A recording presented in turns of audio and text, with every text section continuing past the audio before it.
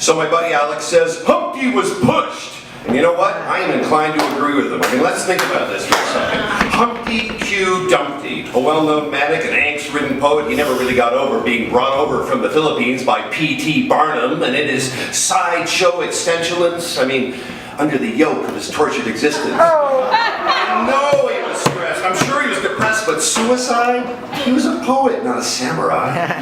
Besides, the whole story, it seems like a cover-up. I mean, why send in the army to clean it all up? 60 men and 60 more? 60 soldiers to remove one shattered poet from the garden floor?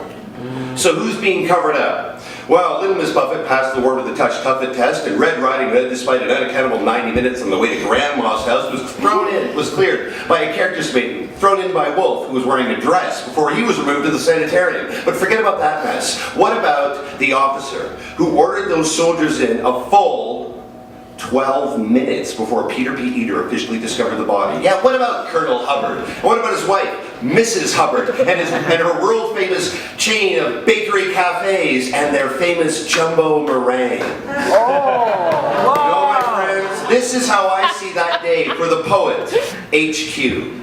Dumpty. Old Mother Hubbard went to the cupboard to fetch eggs to foam, and she looked everywhere, but there weren't any in there, so she went next door for a loan. But Grandma didn't have any more, and so with a shriek, she ran down the street to Spratt & Son's grocery store.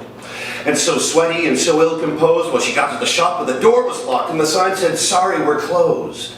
Exhausted, she sat at the bus stop, where between her gasps, she heard the rasp of poetry rhyming from high over top.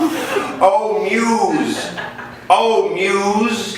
Oh, tell me what you see, for I am an egg with 2 legs, a fine hand, and a clean goatee.